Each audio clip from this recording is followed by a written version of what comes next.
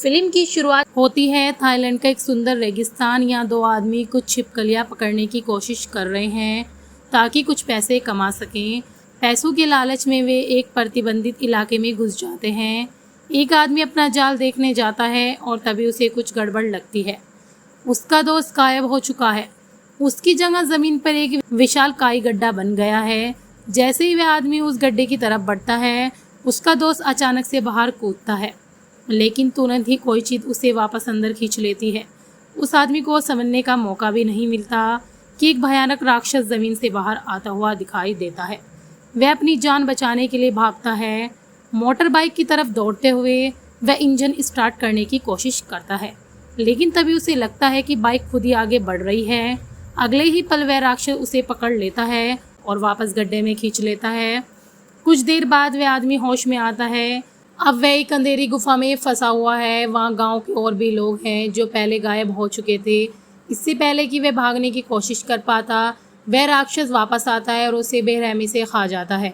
साथ ही बचे हुए लोगों को भी मार डालता है।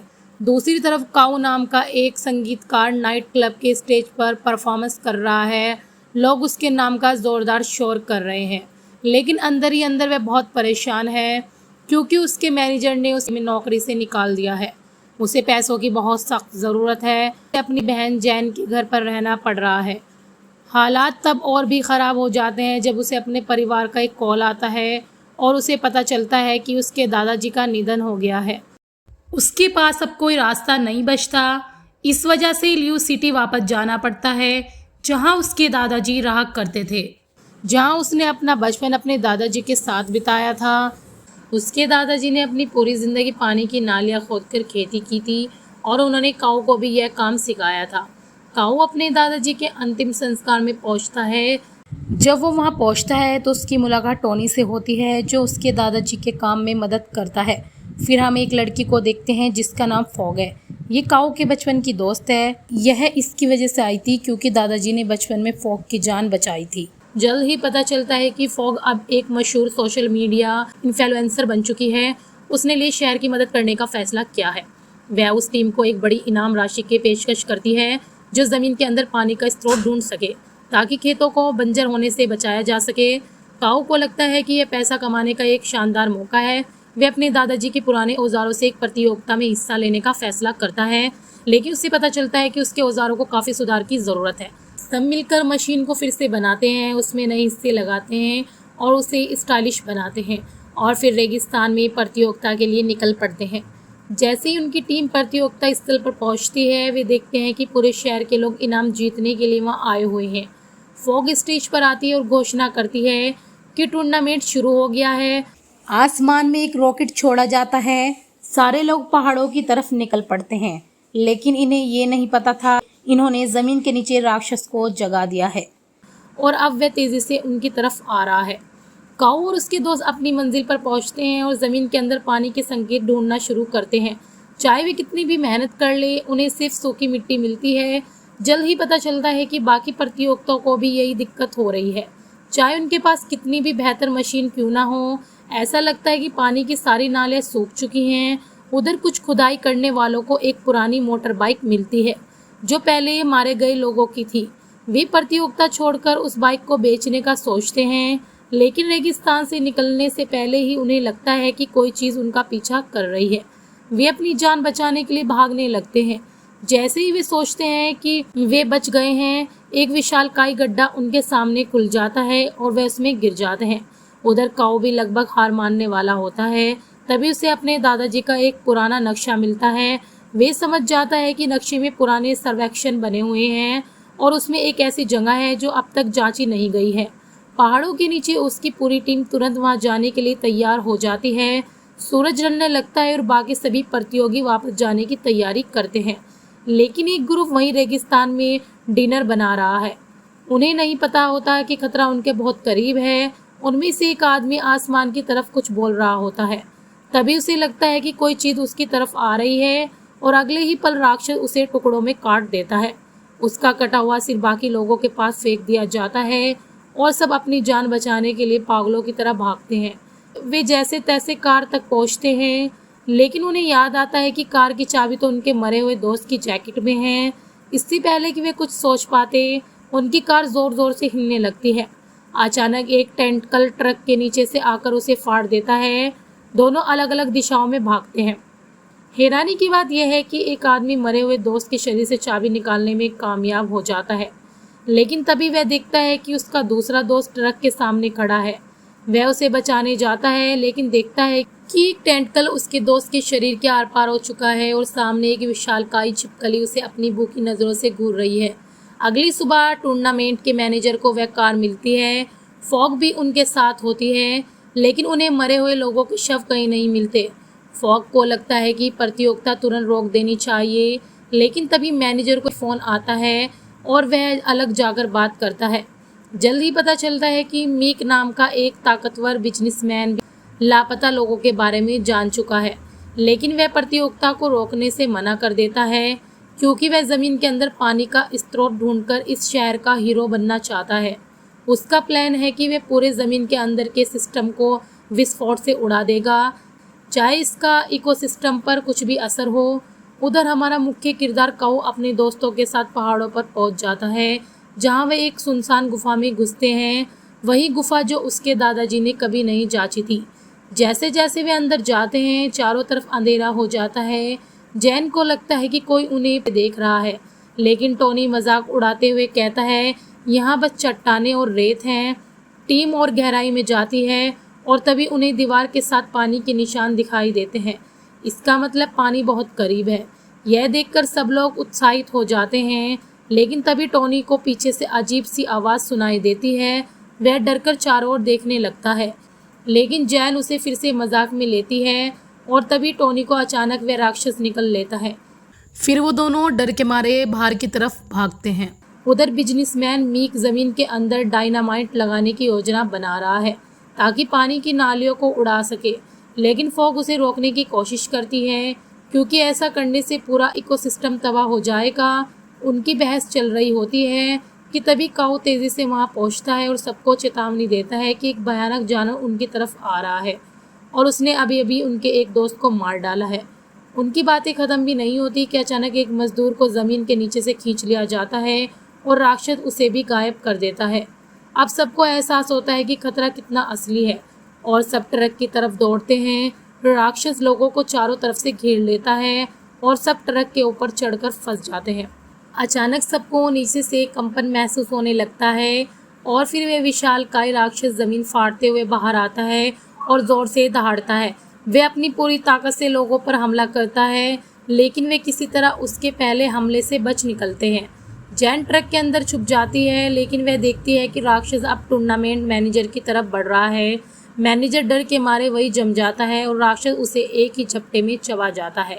इसके बाद जानवर फॉग की तरफ बढ़ता है, लेकिन काऊ तुरंत उसे पकड़ लेता है और दोनों भागते हुए एक बड़े गड्ढे के अंदर कूद जाते हैं। राक्षस का ध्यान अब ट्रक पर फंसे बाकी बचे लोगों की तरफ चला जाता है। सब अपनी जान बचाने के लिए कोई हलचल नहीं करते, लेकिन तभी हालात और ख़राब होने लगते हैं। राक्षस ट्रक के ऊपर ही सो जाता है। अब सबको कोई और रास्ता ढूंढना पड़ता है क्योंकि उनके पास ना फ़ोन सिग्नल है और ना ही मदद का कोई तरीका। तभी जैन को थोड़ी दूर पर एक दूसरा ट्रक दिखाई देता है और वह फैसला करती है कि सबको अभी निकलना होगा, इससे पहले कि राक्षस जाग जाए। वह ट्रक का दरवाज़ा धीरे से खोलती है और बाहर निकलती है, लेकिन चलते ही उसके ऊपर चिपचिपा तरल टपकने लगता है। फिर भी वह हिम्मत से बिना कोई आवाज़ के आगे बढ़ती रहती है। बिजनेसमैन मीका भी मौका देखकर ट्रक से बाहर निकलता है और दोनों धीरे धीरे भागने की कोशिश करते हैं, लेकिन जैसे ही जैन दूसरे ट्रक के अंदर पहुंचती है, वह गलती से अलार्म बजा देती है। राक्षस तुरंत जाग जाता है और बदकिस्मत मीक को एक ही बार में निकल जाता है। उधर पता चलता है कि काऊ उसकी दोस्त गड्ढे में गिरने के बाद भी जिंदा है, लेकिन अब उन्हें भी जल्द से जल्द बाहर निकलने का रास्ता ढूंढना होगा। दोनों एक सुरंग में पहुंचते हैं जो 2 रास्तों में बटी हुई है। काऊ को समझ नहीं आता कि कौन सा रास्ता सही है। तभी वह एक रास्ते से सेल फोन की रिंगटोन सुनता है और उसी दिशा में जाने का फैसला करता है, लेकिन उन्हें नहीं पता होता कि वे अब जानवर के घोंसले की तरफ बढ़ रहे हैं। काऊ को वहाँ चारों तरफ कंकाल बिखरे हुए मिलते हैं। इसका मतलब वे घोंसले में पहुँच चुके हैं जहाँ राक्षस के अनगिनत अंडे पड़े हैं। अब बच पाना और भी मुश्किल हो गया है। काऊ और उसकी दोस्त रिंगटोन का पीछा करते हैं और आखिर में अपने दोस्त टोनी को ढूंढ लेते हैं, जो एक विशाल कोकून के अंदर फंसा हुआ है। अच्छी बात यह है कि टोनी अभी भी जिंदा है, लेकिन उसे कोकून से निकालना नामुमकिन है। हैरानी की बात यह है कि फॉग को और भी लोग मिलते हैं जो इसी तरह फंसे हुए हैं। उसे लगता है कि यह राक्षस इन इंसानों को अपने नए बच्चों के खाने के लिए इकट्ठा कर रहा है। अब काऊ को एहसास होता है कि वह अकेले कुछ नहीं कर सकता और वह बाहर जाकर मदद लाने का फैसला करता है, लेकिन फॉग मना कर देती है। वह कहती है कि वह इन बेगुनाह लोगों को छोड़कर नहीं जाएगी और वह काऊ पर इल्ज़ाम लगाती है कि तुम तो किसी को भी छोड़ देते हो, जैसे तुमने अपने परिवार और दादाजी को छोड़ दिया था।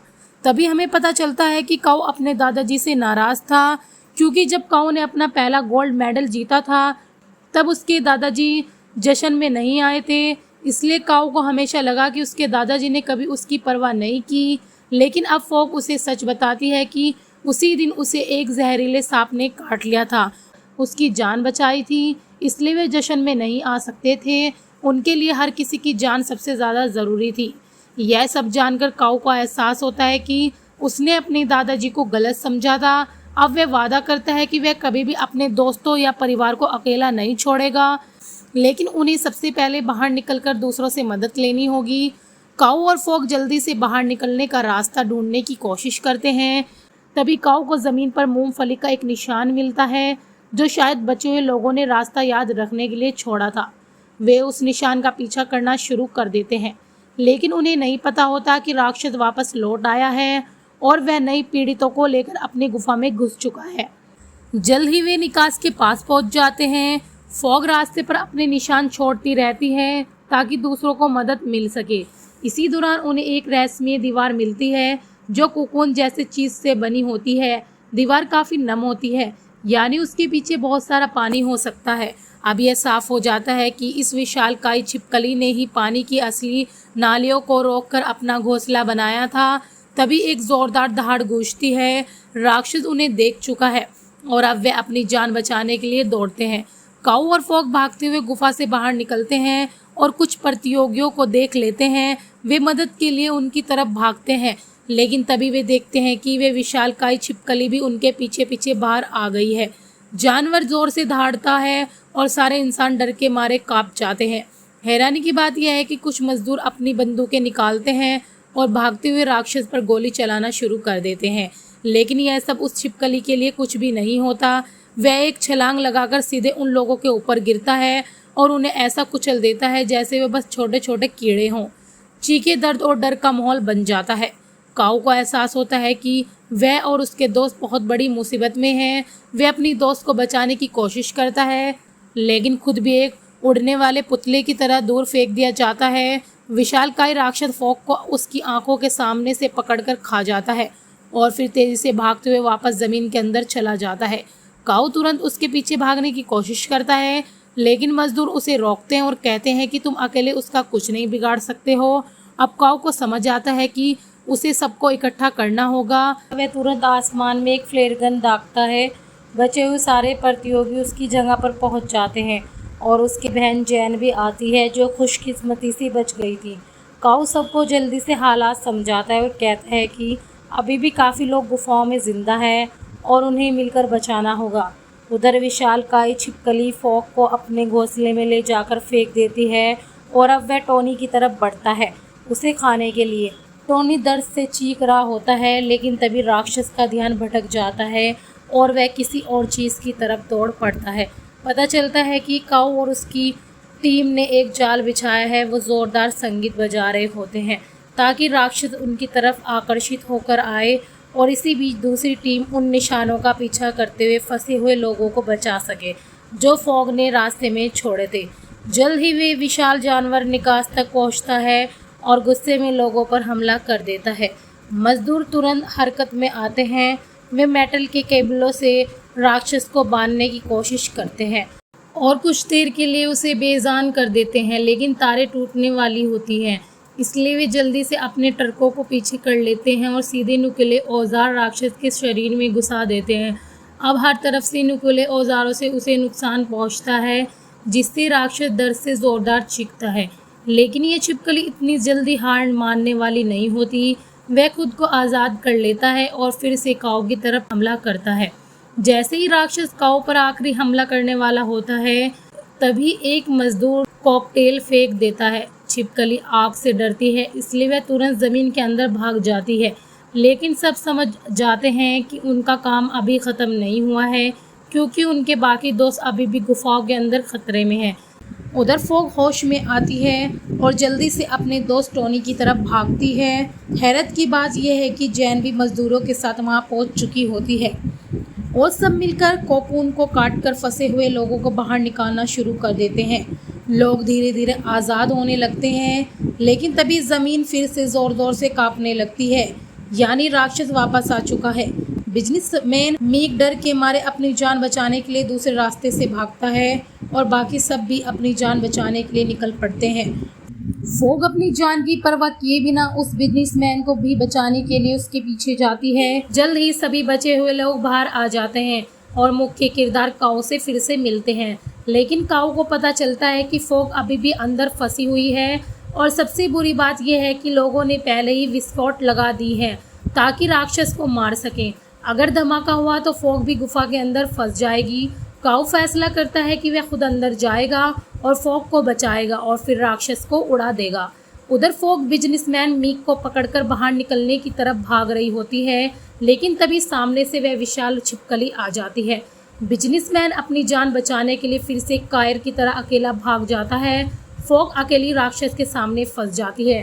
राक्षस जोरदार दहाड़ता है और फोग पर हमला करने ही वाला होता है, तभी अचानक काऊ आता है। काऊ राक्षस के सिर पर एक जोरदार वार करता है। राक्षस थोड़ी देर के लिए दर्द में चिल्लाता है, लेकिन फिर वह पलटकर काऊ को कुचलने की कोशिश करता है। काऊ किसी तरह उसे बचाता है और फिर उसकी गर्दन पर एक जोरदार हमला करता है। इस लड़ाई के बीच फोग और काऊ मिलकर थोड़ी देर के लिए भागने में कामयाब हो जाते हैं, लेकिन राक्षस उनका पीछा करता रहता है जैसे वे उसकी आखिरी शिकार हों। वे पत्थरों के पीछे छुपने की कोशिश करते हैं, लेकिन विशाल छिपकली उन्हें पकड़ लेती है।